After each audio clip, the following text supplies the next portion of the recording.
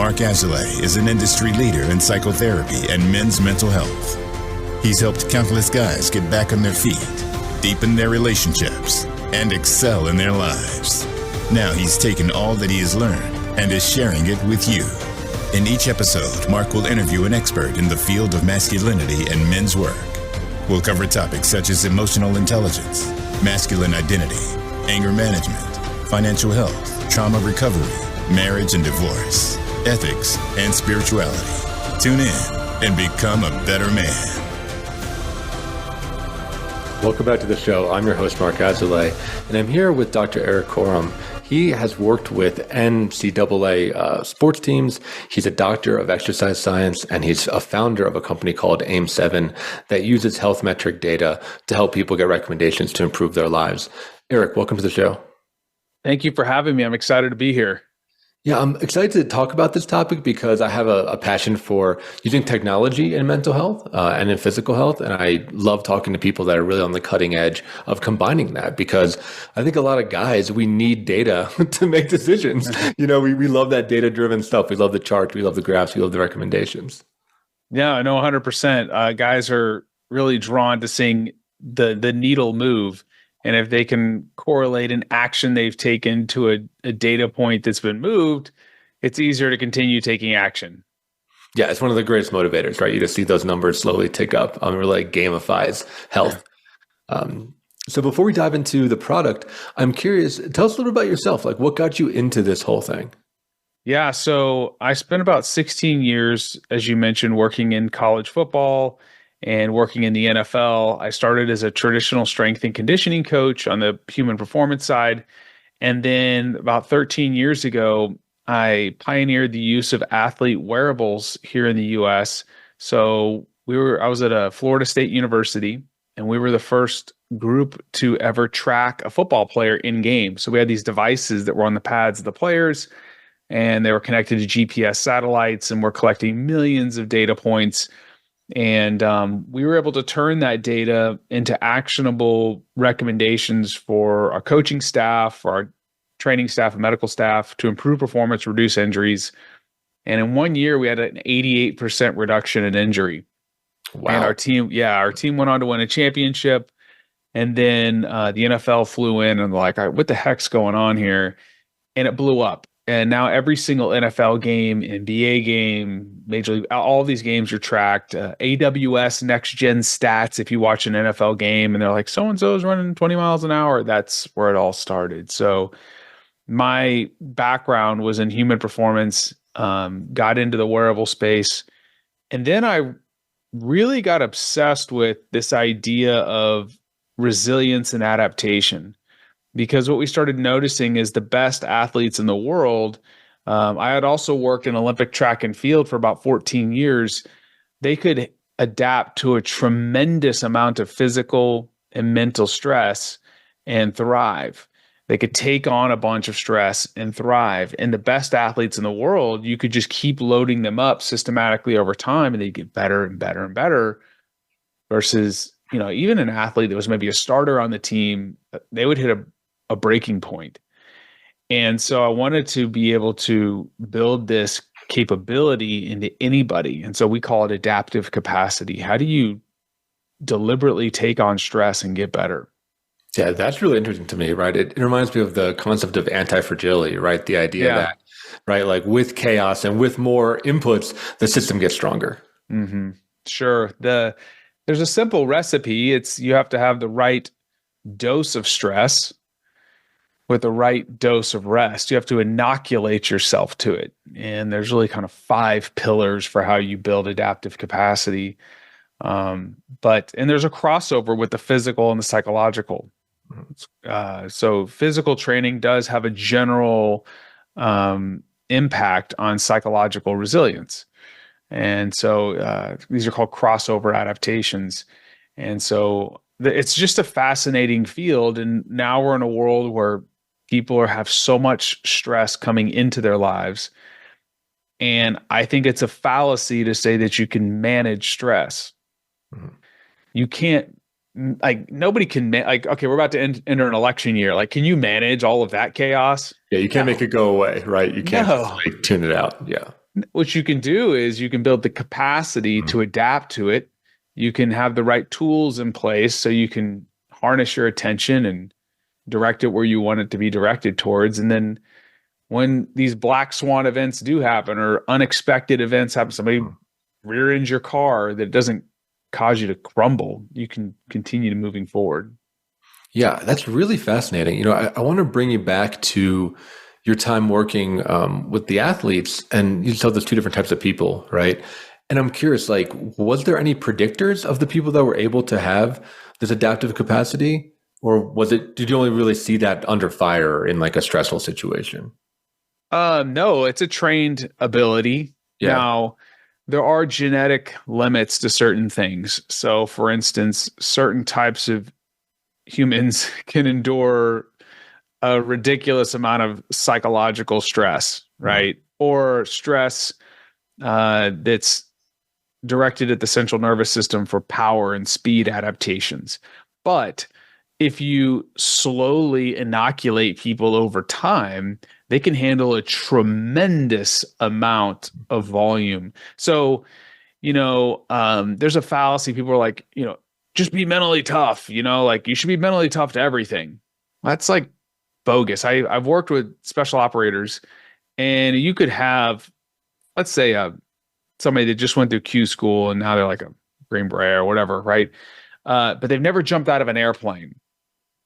And you were to just take them in a plane up to altitude and like put them at the edge of the door and like jump, they would have a stress response. They'd freak out.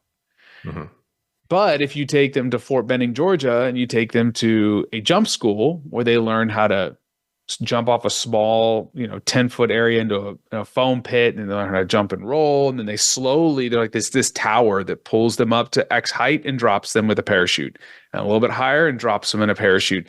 And then over weeks, they've been inoculated to that stress. And so when it's time to jump out of the plane, they can handle it. I think a lot of times we just jump 2 feet in and we wonder why we burn out or get injured or feel overwhelmed. And, then you're like, well, what about these crazy events that happen in life? Well, you should be slowly, deliberately taking on different types of stresses to build that capacity so you can thrive. Yeah, I really like what you're saying. And I think there's a really core concept in the masculinity literature, right? Is this idea that men grow through challenge. Mm-hmm. And what I'm hearing you talk about is it's about that right amount of challenge. Mm-hmm. And I'm also hearing a real value of humility, right? This idea of like, look, I might not be able to jump out of a plane right now, but I'm able to do this jump school, right? Or, hey, I might not be a all-star weightlifting athlete, but hey, I can do assisted, pull-ups or whatever, right? Like this idea of like really, really knowing yourself and meeting yourself where you're at in the, with the goal of getting better. Mm-hmm. No, 100%. Yeah. I'm with you on that.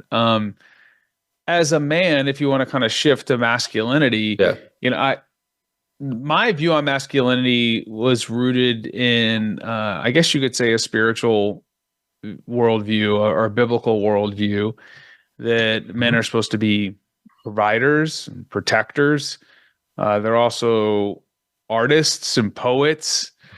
And there's a soft and tender side, and then there's a warrior type of side, And so my worldview on what it meant to be a man was shaped by my faith. And now as a father and a husband, it's like now it's really in practice, right? Because it's one thing to have a view on, what it means to be a man and be, I would just say, a single man, where it's pretty much just the world revolves around you. Let's just be honest. Like you go to work, hopefully you're a good employee and a good colleague, and you have your, good to your family or loved ones. But then like if you now have a family, like now things are ratcheted up another level. And how does masculinity play out with my wife? And how does masculinity play out with my children? I think it's a whole nother ball game. It's one thing to talk, like think about it. It's another thing to actually do it. Yeah, and to be on all the time, right? I mean, when you have a family, they're always there, and especially your child, right? They're just studying you so deeply, and they're learning everything that they've learned about masculinity and about men from fathers. I'm curious if a story comes to mind or anything comes to mind about the difference between those two ways of being. Yeah, I mean, what you just mentioned, I've actually been thinking about just the past couple days. Yeah.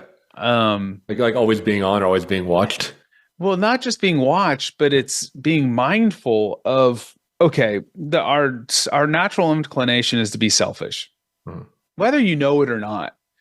Like like I mentioned before, like before I got married, it was all about me. And then I got married, all of a sudden I'm like, oh my gosh, I'm a scumbag. Like I just think about myself all the time. Right.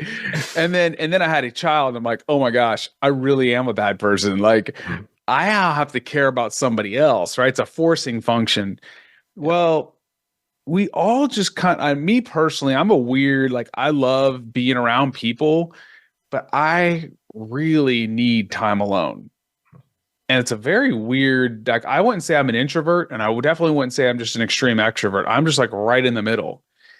And so when the evening comes, my kids get home from school, I'm also towards the end of my day, and guess what? I'm tired. And so the easy default is to just like, oh, let's turn on the TV, or let's like just numb our minds. But I've been like trying to be very intentional about, I've got a almost 12-year-old, an 8-year-old, and a 4-year-old. I got like 6 or 7 years left with my older child. I've heard that like between when you have a kid between years 1 and 18, you have them for 18 years, right? Every day. And then after 18, let's say they go off, you're only going to see them for about one more year for the rest of their life, 365 more days if you kind of add it up. It's a startling fact. Yeah, of like combined time. Yeah. It's freaky. And so, especially if you really love your children. And so, like last night, I'm like, okay, my wife is actually the baseball coach. She was a former elite college softball player. So she coaches the 8-year-old. So I have the 12 and the 4-year-old. I'm like, all right, we're going to eat dinner together. We're going to talk about like what they did and, their likes and dislikes. And then like, I'm going to play with one of them. And then we're going to go on a walk together after dinner. To me, being a man is like sacrificing. And like, if you watch the best manly movies of all time, like the hero's always sacrificing something. Braveheart, why am I thinking only Mel Gibson movies right now? Patriot, whatever the most latest and greatest one is, it's like you end up doing something for somebody else. And so I think that's where the rubber really meets the road, and not losing yourself in your kids or losing yourself in your work or your whatever, but at the same time, like really just giving.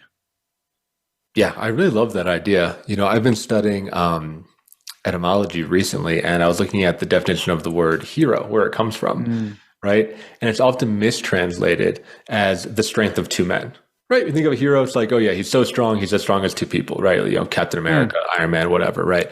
But what it really is translated to is the strength for two men, right? The idea that a hero has strength for two people, right? More strength than just for himself. And it really made me associate when we were talking about this idea of giving and sacrifice and ultimately love, right? I mean, that's really what's underneath it, is the idea of having so much strength that you can give it to somebody else. I'm curious your thoughts on that.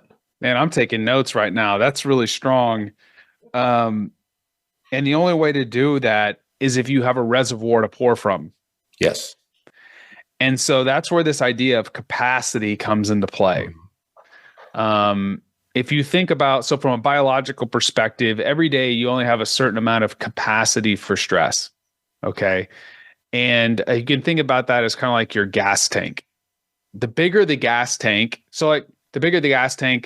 the more gas that can fit in that tank. So let's say you had a car and you're driving, you're in Colorado, I'm in Texas, and I'm going to drive and see you. As long as the car is in working order and I can keep putting gas in there, I'm going to be fine, right? Or if you have an EV, the size of the battery. But every day you wake up with a certain amount of gas in the tank. That's what like some of these devices, like say readiness, like you mentioned Whoop earlier or whatever. People don't, these companies do a very poor job of explaining what this actually means. It's like your adaptation reserves. And so if you can build a bigger tank, like let's say I had a bowl, right? And that bowl is my quote tank. And all the stress I can adapt to is I pour into that bowl and it fills it all the way to the top. And I'm like, all right, Mark, you need to run across the room. You'd run across the room and just water's flying all over the place, right? But if I give you a massive bowl that you can barely get both arms around, I pour the same amount of water in it, you could like sprint up and down stairs and nothing's going to happen. Mm-hmm.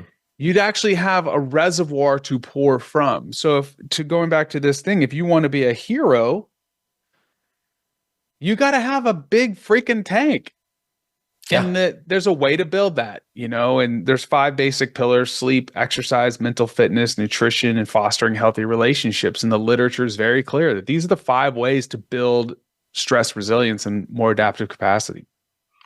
Yeah, I really like that. And I want to dive into that on the other side of the commercial break, those different pillars, and I want to, before we do that, I think talk about the developmental thing, right? Because you say that young men are selfish, which I agree, right? But I think another way to frame it using your model is we're learning how to fill our own tank, and we're learning how to, increase our capacity so that then we can do the next step, right? Of giving it to a child or giving it to our partner or giving it to our community or our church or whatever it is, right? Yeah, and I don't mean to be negative when I say selfish. No, I think you're right. I mean, we are a little bit. We're all. Yeah. I think we're all a little bit selfish. But just be around a child. Like, I want a cookie, and you say no, and they get all mad, right? But it's more like you just only have one person to take care of. Yeah. Right. And so that's just your reality. Mm-hmm. But if you can think about the future and what you're building towards, even if you don't have a family, what are you going to do for your community? Are you going to be a productive agent in society, or is it just going to be about you? I would say that that's an unfulfilling life. If you've got some reservoir and you got something to give, you should give it. Help somebody else. Find somebody else you can serve and love on. Yeah, I fully endorse that. Right. And I think, I think a lot of men in the current generation, young men, need to hear that. Because I think they feel unprepared for fatherhood and unprepared for marriage because they didn't do things like that. And I think, athletics is probably the most traditional way, but I think, service oriented is really good. Education is really good. Anything that kind of like forces you to build discipline and work on those pillars is critical so that when you do it that next stage, you're ready. Yeah, just work. Yeah, just work. Just work hard, right? Show up. Well, for anything, it could be a robot project. It doesn't matter. Yeah. I got one son that's an athlete, and the other one's more of an engineer, and both work hard just to different things. Yeah. Yeah. Just like applying oneself, right, to reality. So we're going to head to our first commercial break. When we come back, I want to dive into those 5 pillars that you talked about and how your product and app really give recommendations and track those with a certain emphasis on the mental fitness component. Yeah. So if you're hanging on in there, we'll see you on the other side.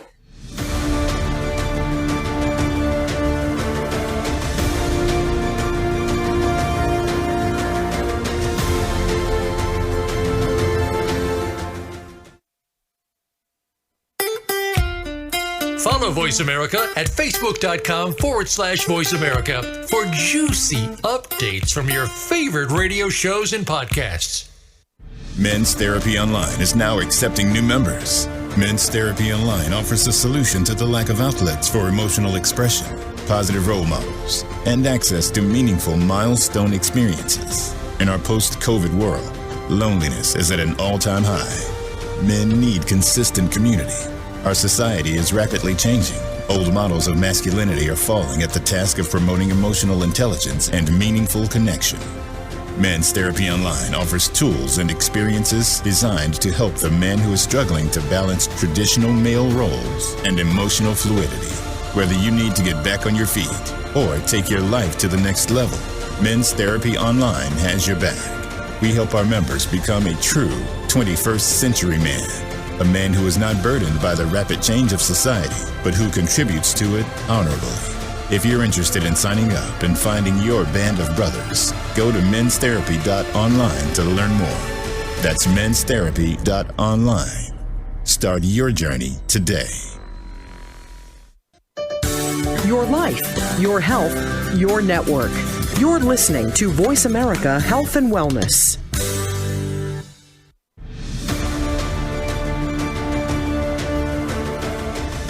You are listening to the Men's Therapy Podcast with Mark Azalea.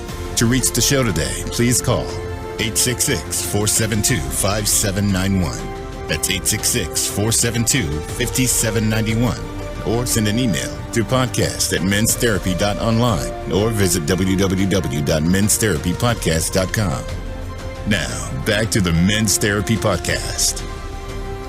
Welcome back to the show. I'm here with Erik Korem, the founder of AIM7, a fitness and mental health and capacity wearable and tracking app.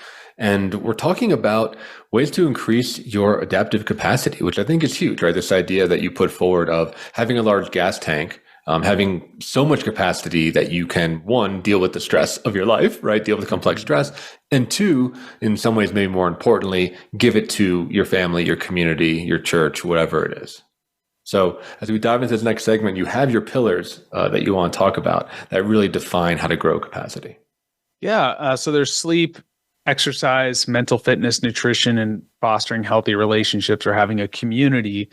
And I think I mentioned before, the scientific literature is very clear that if you engage in these things at certain thresholds, not only do you increase your resilience, but you increase your longevity, your health span. And so we could take on the first one, which is sleep. That was my doctoral work was in sleep.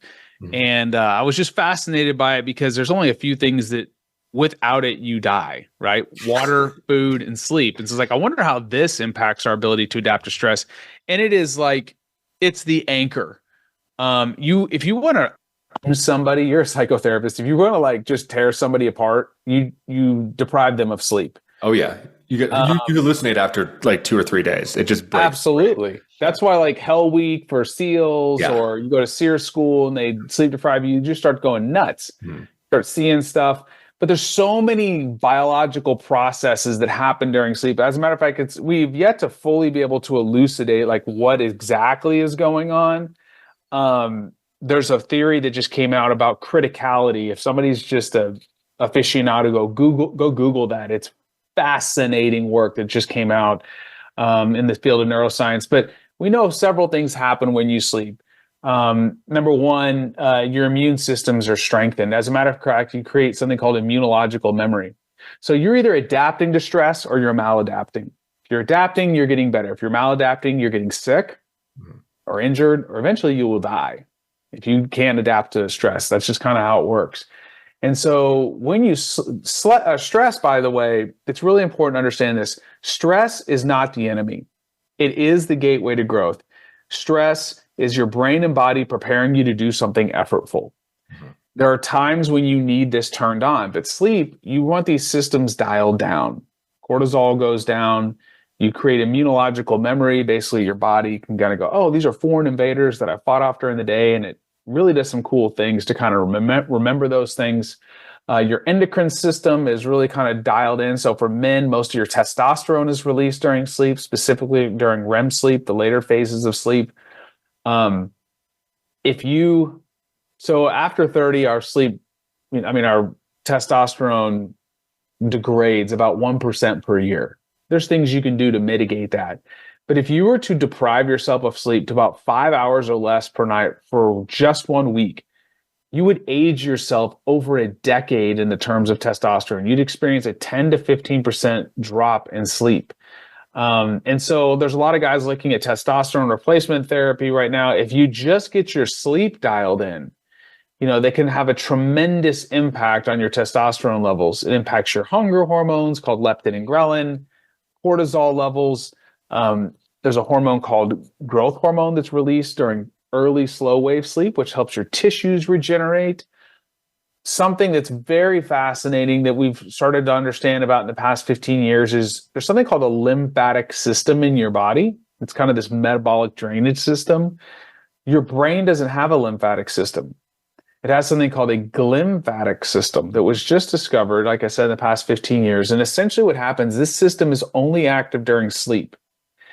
And during this time, cerebrospinal fluid goes up in your brain, kind of sloshes around, and then it drains out metabolic waste products, some of which are associated with neurodegenerative diseases like Alzheimer's disease and dementia. So it's hypothesized that you ever like have a great night of sleep and you wake up and you're just like, oh man, I feel awesome. My brain's clear. Everything's great.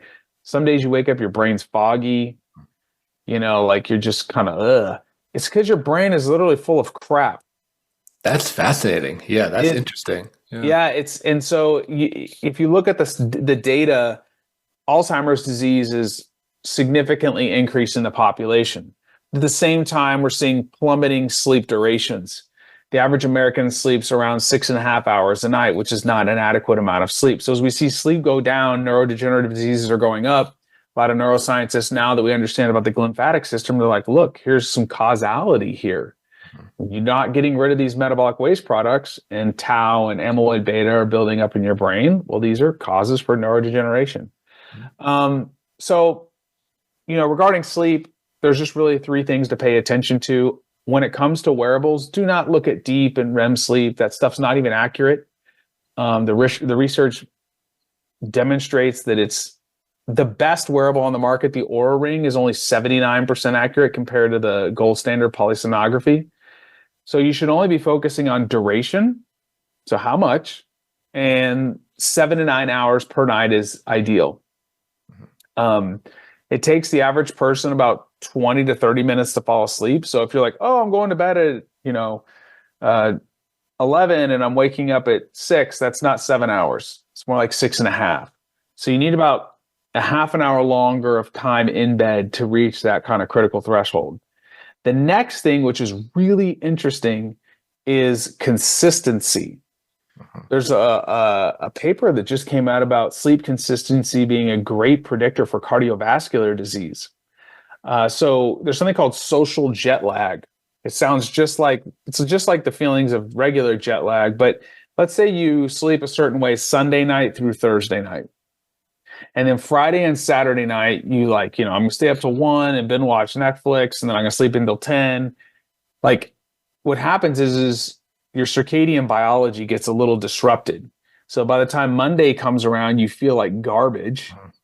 And so having a consistent sleep schedule will help prevent cardiometabolic disease, prevents depression, weight gain. And then the last thing is when you go to bed. There was a paper done by the Broad Institute at MIT and Harvard. They looked at over 600,000 people in the UK Biobank, and the University of Colorado participated in this study. There you go, where they found that shifting the midpoint of your sleep back 1 hour. So let's say you go to bed at 1 a.m. and you shifted it back to 12. There was a 23% reduction in the risk of major depression. Wow. Yeah. You shifted it back another hour, they found it was almost 40%. And why? Because people that go to bed earlier and wake up earlier get more natural sunlight exposure, which is the anchor for your circadian clock. So fascinating stuff. So sleep is definitely one that you want to pay attention to. Another one is exercise. I won't go into a ridiculous amount of detail, but being physically fit and having a healthy body improves resilience by blunting stress reactivity. It also helps develop psychological stress resilience, because here's the deal. Stress is there's multiple systems, basically 3 systems that are involved, but it's a generic response. So when I have a difficult conversation with somebody, my sympathetic nervous system is cranked up, my HPA axis, I start activating glucocorticoids, et cetera, et cetera. It's the same process when you exercise. So when you exercise, you are literally practicing turning on the stress systems and turning them and dialing them down. And so the literature is pretty clear. You need about 150 to 300 minutes of heart rate elevated exercise per week and 2 total body strengthening sessions per week. It can be whatever type of resistance training you want. But there was a really cool paper that just came out that showed if you do those 2 things, you reduce your risk of all-cause mortality by 41 to 47%. Big numbers. So it can be whatever you want. You like rowing to get your heart rate up? Great. You like to ride your bike? Phenomenal. But you need to exercise and get your heart rate up for a consistent period of time, and you need to do resistance training. It's kind of annoying for people right now, and we can add steps into this equation too, because people are like, why do we got to track our steps? Like 100 years ago, we were just active. right? Like, Yeah, the world was a very different place. You had to just walk to go places, right? and we Or had weren't physical knowledge jobs. workers. Yeah. We weren't cranking away on our keyboards Yeah, to make exactly. money. Yeah, or And building so, shit. Yeah. yeah. And so like there's the aerobic exercise, there's resistance training, and then walking. Walking, you need to hit around, the magic number seems to be around 8,000 to 9,000 steps a day for reducing risk of cardiovascular disease, all-cause mortality. And you know, as a psychotherapist, that one of the best ways to help you process a difficult situation is getting into optic flow. Mm-hmm. So whether that's riding a bike outside or walking outside or roller skate, whatever, it helps dampen the fear response, helps you process information. So exercise is critical. Community, I think this is, as we look at the post-pandemic world, you're going to start seeing a lot of literature coming out about the effects of isolation, just because of COVID. But there was a paper that came out in the British Psychological Society recently that points out that greater social connectedness during lockdown periods was associated with less worry, fatigue, lower perceived levels of stress. They basically provided a buffer against poor physical and mental health outcomes. And so we need to stay connected to people.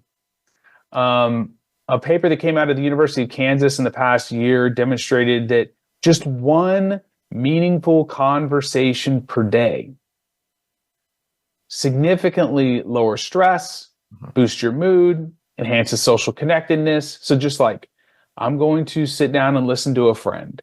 I'm going to catch up with a buddy and we're going to joke around and have a good time. It was interesting about this paper is that they found that face-to-face communication was significantly more effective than digital communication, DMs and texts. Mm-hmm. And then the last thing I would say is this, there's, we don't have time for this, but our understanding of stress has dramatically changed in the past 20 years. And there's something called allostasis and allostatic load. If you're interested, go research it. But I was looking at papers on how we can better manage these stressors that come into our life. And something interesting popped up. There was a study with over 5,400 people across 18 years that regularly attended a faith community. And they found that there was a 55% reduction in all-cause mortality with people that had regular attendance in a faith community when they controlled for socio-demographic, clinical, and laboratory factors. Here's the point. It didn't talk about what faith or anything like that, but if you think about the commonalities between like faith groups is they meet on a regular basis. There's typically some level of accountability to other human beings, mm-hmm. and then they share their burdens with one another. Mm-hmm. And whether you're a person of faith or not, that is really important to thriving as a human being. And so this idea of community is critically important. And then before we get into the last one, we'll touch on nutrition for just a second. I know that can be like a very hotbed issue with people like, hey, I like to eat a certain way. And, there's keto and there's carnivore and there's like so many options. Yeah. Here's the basic deal. Eat an anti-inflammatory diet. Mm-hmm. Like, if you want to adapt to stress, you have to create the conditions for adapting to stress. Okay. If your body is in a constant state of inflammation, it's going to be mobilizing resources to deal with all of that and not the specific stressor that you're taking on. Mm. And so most of the literature out there that kind of points to is there kind of an ideal diet-ish? It's kind of this Mediterranean diet, which is just, multicolored fruits and vegetables. So we got a lot of people right there. That's totally fine, whether you're a vegan or not, or vegetarian. Nuts, grains, or nuts, oils, different, healthy fats. You need protein for sure. If you're a vegetarian, you're just gonna have to eat a lot of vegetables to get it. But if you don't hit a certain protein threshold, your body's going to start breaking down muscle protein, and that is not good. Whether you like to eat fish or not, fish oils are phenomenal for preventing neurodegeneration, for helping with cognitive health, reducing depression. And there was a really cool paper that just came out recently so there's a new field emerging called chronobiology, which is does the timing and types of food that you eat, is there a relationship to a 24-hour day? And there is, with two things that we're starting to see. One is protein intake. And the other is if you eat your last meal after 9 p.m., the later your last meal is, the higher your risk for cardiovascular disease. Mm-hmm. And there seems to be, like, people talk about intermittent fasting. It's kind of like you would almost want to like eat earlier in the day, and stop eating, by 6 o'clock, and at least having a 12-hour period where your body's not having to take in food and your blood sugar isn't elevated can significantly impact your ability to adapt to stress. So those are the first four. There's so many layers to go into that, but there's basically just a couple tenets for each. If you just kind of can hit these thresholds, you are setting yourself up for building a massive tank.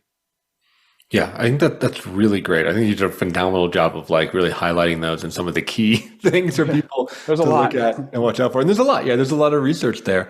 In our next segment, we'll really dive into mental fitness, but I'm curious with the remaining time, where people can learn more about these different pillars, right? If they really so dive in and get good information, because I think that's a key point, right? There's so much bad information out there. I have a newsletter called Adaptation. So if you want to follow me on social media at Erik Korem on pretty much any platform, but if you go to my website, erikkorem.com, there's a newsletter link there. I'll get that to you. You can send that to you. Actually, the site's under construction. So if you just go to one of my social media handles, I send people every Friday like tips for how to be more adaptable. And then we've embodied that in our technology AIM 7, which you can talk about later. But I try to just bring people like actionable research that's coming out, unbiased. I don't have a slant in one of these camps. I'm just like, let's just help people. Yeah, I think that's great, right? Because there's some people that are trying to like push their particular trend or their particular, solution, silver bullet to it. Yeah. For listeners, all those links will be in the show notes. You can follow Erik on that stuff and learn more about him and what he does. We're going to move to our next commercial break. And when we come back, we're going to do a deep dive on mental fitness, which is that fifth pillar, and really relevant to a lot of our listeners. And Erik, if you can think of some takeaways that people can do if they want to make maybe one easy change or high leverage change in each category, what some of the guys that are listening could do to start seeing results right away. So if you're listening, hang on in there and we'll see you on the other side.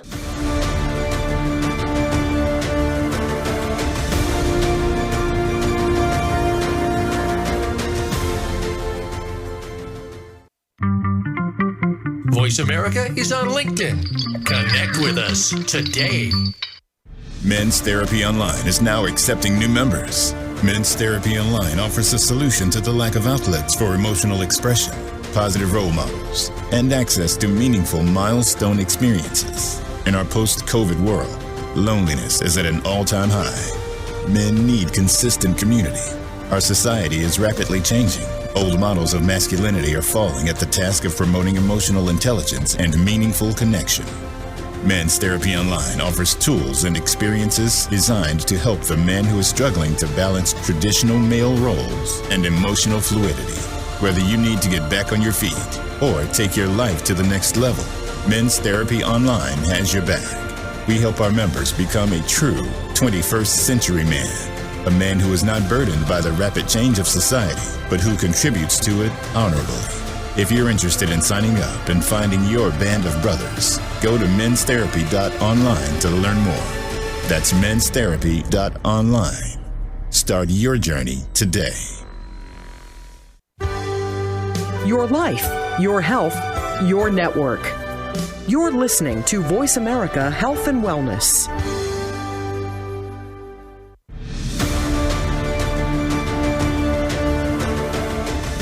You are listening to the Men's Therapy Podcast with Mark Azalea.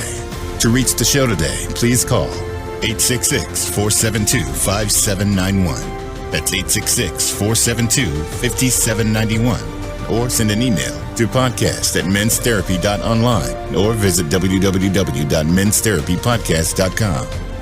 Now, back to the Men's Therapy Podcast. Welcome back to the show. I'm here with Dr. Erik Korem, and we're talking about mental fitness, which I think is a huge thing. And I'm excited to hear, your thoughts on it and also how your app AIM 7 tracks that. because I think it is a really cutting edge thing to have technology interface with mental health. So I'm really excited to hear, what developments are in that space. Yeah. So mental fitness, I think you're going to start seeing, instead of mental health, you're probably going to see more of this term being used for a lot of people. And I think because it's a trainable thing to an extent, right? There's always pathologies and things like that, just like in, any other, physical health, whatever. But mentally fit, we've kind of blended something called psychological flexibility into this mental fitness kind of bucket, but it's the ability to be consciously present and to process information without bias. This empowers you to respond quickly and rationally to changing circumstances through committed actions anchored in your values. So let's just think about what that means. I'm a father of 3 kids. It's the end of the day. I'm tired. One of my kids said something to me and maybe it, ramped me up a little bit. And I snapped back at him. And then I'm like, oh, that's not how I wanted to respond.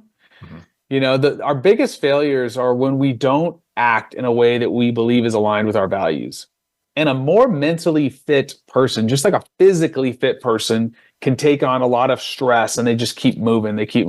A mentally fit person is able to be present in the moment and have stuff coming at them. And then no matter how much that would typically ramp them up, they can go, okay, this is what's happening. And I'm going to be able to respond now in a rational way that's really anchored in who I am.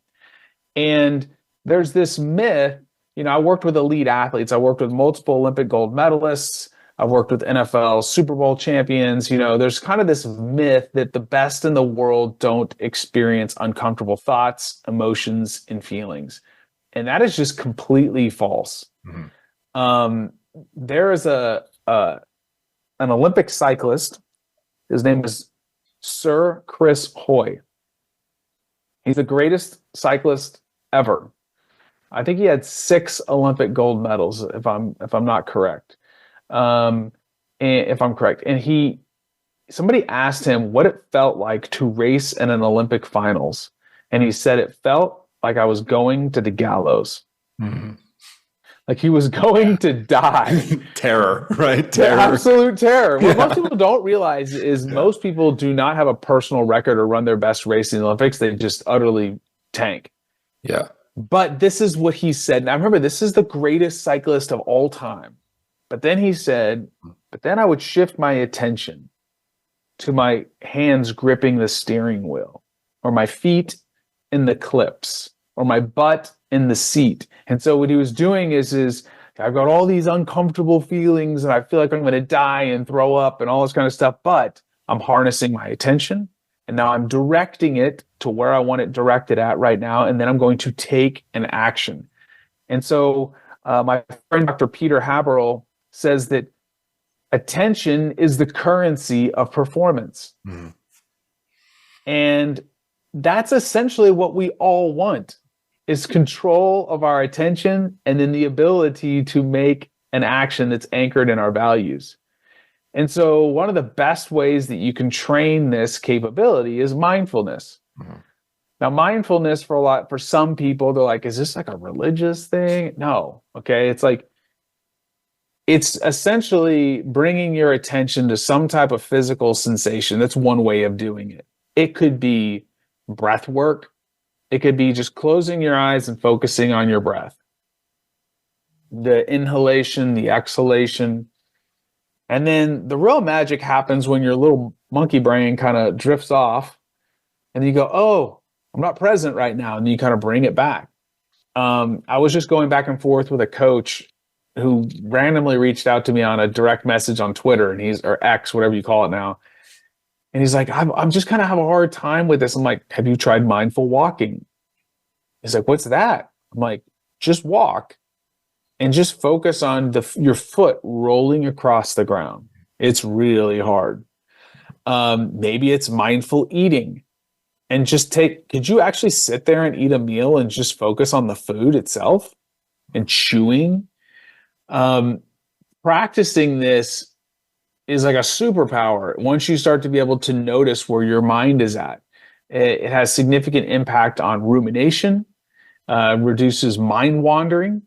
There was a recent paper that demonstrated that it was actually published in JAMA Psychiatry, that demonstrated that mindfulness was just as effective in reducing anxiety symptoms as the commonly prescribed anti-anxiety drug Lexapro.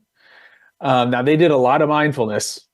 It wasn't just like 5 minutes, but it's very interesting. One of the most fulfilling things that we can do is deep work, where we're just fully engulfed in one thing, one task. Our mind's not all over the place. And training mindfulness allows us to get into that, flow state or whatever you want to call it. And so there's multiple different mental fitness tools you can use. Mindfulness is one of them. Breath work is another for regulating stress, but it's also mindful if you really think about it, because you're having to breathe in a cadenced way. So I would say those are two of like my favorite tools. I also like gratitude journaling.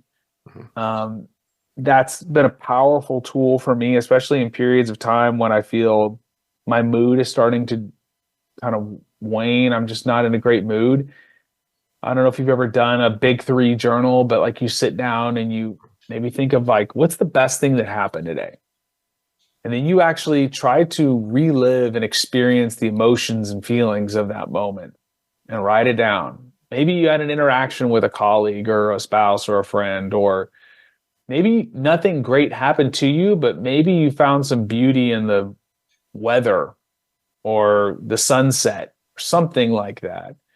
There's a lot of different things that we can do to improve our mental fitness, but I think the one thing that we should be fighting for is our attention. Yeah, I think that's critical, right? And I think if I can just underline what you're saying to our listeners out there, is like you can actually change your brain and you can change your perspective and you can change your reality. And I'm a meditation teacher. I was trained in more Buddhist traditions, but there is this idea of, it's not about staying focused and not thinking. I always want to say that when people talk about mindfulness, it's about coming back. And for a lot of the athletes out there, like that's your rep, right? Like you're just doing a rep every time you get distracted and come back, get distracted, come back. So you're practicing that coming back. It's not about not being distracted. So I like adding that component because I think it's critical. And like being able to harness your attention and your focus is, like you said, it's a superpower. It lets you not freak out in moments. It lets you really pay attention when it's really important to. And it lets you kind of actually see and pick up more subtle layers of experience, which can sound kind of woo-woo, but really it's like you're going to notice things that literally you did not notice before, whether they be like moments of beauty or micro expressions on people's faces or eye contact, because we're often very scrambled, especially in modern society when there's all this phone stuff and, our eyes like very rarely actually lock on to things. There's all these, studies that do eye tracking when they look at people in their natural environment, and our eyes are just like bouncing off the walls going crazy because we're not able to actually just focus and look at something, which is crazy to think about, that we've in some ways lost our ability to look at things. Right? But like, it seems pretty fundamental, but mindfulness is really critical in building some of those skills. So I'm curious, how does AIM7, how does your app incorporate that? How does it track that? What's the role of technology in building mental fitness? Yeah, so we're hardware agnostic. So we connect to your Apple Watch or Fitbit or Garmin, whatever. And we do a couple things. One, we can assess how you are globally adapting to psychophysiological stress, not just through the data coming through the device like HRV, but we actually take you through a very short, what we call calibration every morning. So about 60 to 90 minutes after you wake up, you take about 20 seconds, 30 seconds, and we ask you very specific questions about your mood, your energy, your sleep, your stress, your soreness, your motivation. What this does is it actually starts to develop something called interoception, where you're starting to better understand what's actually going on inside of me. And then our algorithms combine all this data and we're like, here's exactly what you should do each day for your mind, body, and recovery to build more adaptive capacity. So from an exercise perspective, the exact type, intensity, and duration of exercise that you can adapt to. We have resistance training protocols that are adapted every single day, the volume and intensity. So you're not just chronically like just burning yourself out. From a mental fitness perspective, it's like the precise tool at the right time. So if you're really stressed out, we'll send you a specific breathwork tool. Or maybe you're low on energy, we'll send you a very different breathwork tool. Or maybe mindfulness tool. Maybe we have all sorts of mindful walks, mindful watching the sunrise, like really cool stuff, sixth sense noting that you can add to. We have you these little like morning routines that you can create based off of your schedule, where it's like, oh, do you want us to notify you when the sun comes up to get some sunlight? Cool. When you do that, would you like to do a 3-minute mindfulness session with Dr. Haberl on a sunrise? You see what I'm saying? And then we also do this for sleep and recovery. So we not only make recommendations for how long and the different things, but then we have this masterclass library to teach you how to do each one of these things. So it's not just recommendations, which is great. It's not just data points, but then we close the loop with coaching and a plan for you. So this is really a holistic health and wellness system that, to my knowledge, has never really been all of these things wrapped into one app for folks. And so that's my passion. That's why I left professional sports to build this and to help, people like you and me that want to be better versions of ourselves, that want to be the best men that we can be, consistently adapt to stress and show up in an authentic way. Yeah, I love that, right? I love how personalized it seems to be, right? How customizable. And there's this great, Marcus Aurelius quote, right? Stoic philosopher, where he says, the soil doesn't lie, right? And he talks about, in the terms of masculinity, this idea of like getting your hands in the soil, working with something physical. And I think in the mono world, it's data, right? So there's a way that like, if you're actually making life changes based on real data, it can't lie, right? You can't like fudge it. You can't, exaggerate it. You can't minimize it. It's like, this is where you're at. And I think that type of like very clear feedback, I think men are hungry for it. It can be, humbling at first, but I think ultimately, we're really hungry for like knowing where we rank, and knowing what our stats are. No question. Yeah. And it leads to these great improvements. So yeah, Erik, we are at our time. I'm so happy to have you on the show. I think you really did a great job, like overviewing all these different pillars of strength and pillars of adaptive capacity. So as we're wrapping up, where can people learn more about you? Or where can they find you online? Yeah, so I do have a podcast called The Blueprint, and we basically distill cutting edge science, leadership, and life skills into very short 15-minute episodes. So like, think of it like Huberman Light. Instead of listening to 2 hours on all these protocols, we just try to give it to you in 15 minutes. So if you want more kind of the science behind this, that would be a great place. It's called The Blueprint. You can also connect with me on Instagram, LinkedIn, or Twitter at Erik Korem. And then that Adaptation Newsletter, every Friday I send you 3 tips for mind, body, and recovery to build more stress resilience. Fantastic. Yeah. And the product is AIM7. AIM7. Yes. It's AIM7. It's in the App Store. And you can go to aim7.com, AIM7.com, and sign up for it there. So would love for you to try the app. We've almost got 1,000 people using it now. We just released it in September. It's growing. It's an amazing community of folks. So I'm very thankful to be on the show today and have the opportunity to share about this. Fantastic. Well, thanks so much for joining us. And to our listeners out there, if you feel like this has been helpful for you, please share it, like it, give us a 5-star review, send to somebody, send to some guy who really wants something holistic that they can just get into, right? I think with the new year still, fresh behind us, this is a great time to start really like understanding your mind, body, and spirit. And I think just share it around, right? Try it out. So thanks so much for tuning in, and we'll see you next week on another episode of the Men's Therapy Podcast. Thank you for joining your host, Mark Agile, on the Men's Therapy Podcast. Be sure to tune in again live next Wednesday at 2 p.m. Eastern Time and 11 a.m. Pacific Time on the Voice America Health and Wellness Channel and anywhere podcasts are found. To support the show, leave a review on your favorite podcast platform. For more information or to apply to be a guest, visit www.menstherapypodcast.com.